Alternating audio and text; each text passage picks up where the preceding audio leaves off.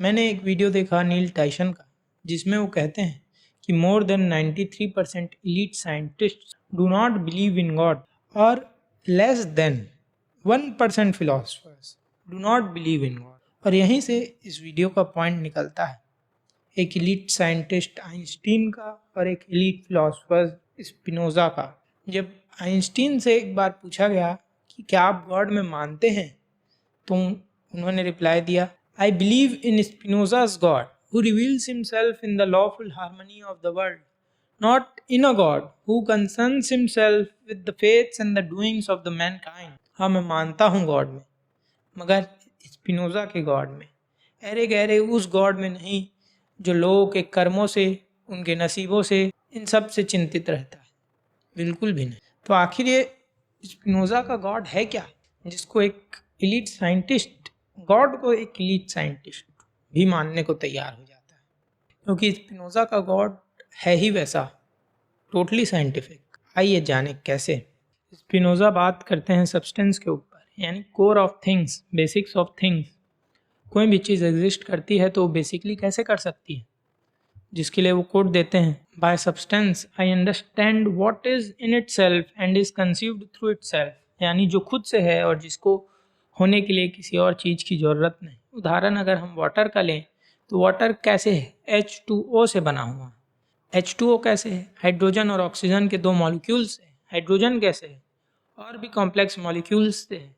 और अगर हम उस मॉलिक्यूल्स को फिर तोड़े तो हमको क्या मिलता है, एटम्स। और एटम्स कैसे है, उसको भी वैसे ही फर्दर तोड़ा जा सकता है, मगर कहाँ पे वो लिमिट आती है जहाँ पे ये चीज़ें टूटना बंद हो जाती हैं, जहाँ पे वो खुद से है, वो है सब्सटेंस, जिससे ये सभी चीज़ें बनी हुई हैं। स्पिनोजा के अकॉर्डिंग ये जो एनर्जी है जिससे सारा यूनिवर्स एग्जिस्टेंस में है, ये जो सब्सटेंस है जिससे सारा यूनिवर्स एग्जिस्टेंस में है, वही गॉड है। ये यूनिवर्स ही गॉड है। और इस यूनिवर्स को आप नेचर भी कह सकते हैं, इस गॉड को आप नेचर भी कह सकते हैं। अकॉर्डिंग टू स्पिनोजा, नेचर के भी दो हिस्से हैं, नर्चरिंग नेचर और नर्चर्ड नेचर। नर्चरिंग नेचर वो है जो हो रहा है, कंटिन्यूस है, जैसे एप्पल गिर जाता है, एप्पल उग जाता है। और नर्चर्ड नेचर है उसका नतीजा, एक एप्पल और गिरा हुआ एप्पल। तो यहाँ पे जो नॉर्मल लोग होते हैं वो अजम्पशन में नर्चरिंग नेचर को गॉड मानते हैं और नर्चर्ड नेचर को इग्नोर कर देते हैं। वो कहते हैं ये एप्पल है तो ये तो एप्पल है, इसमें गॉड नहीं दिखता। मगर ये जो एप्पल गिर रहा है यहाँ पे जरूर गॉड है, ग्रेविटी नहीं। वो क्या होता है, हम हैं, वहाँ पे गॉड है मगर हम गॉड नहीं हैं, हमें गॉड ने बनाया है। और यहाँ पे स्पिनोजा कहते हैं नहीं, ऐसा नहीं हो सकता, जो भी है वो गॉड में है, गॉड से ही है, गॉड में ही होगा। और ये लॉजिकली करेक्ट भी है। ऐसा समझिए, अगर आप इस पिक्चर को बड़ा करें, एप्पल से एप्पल गिरता है और एप्पल खुद है।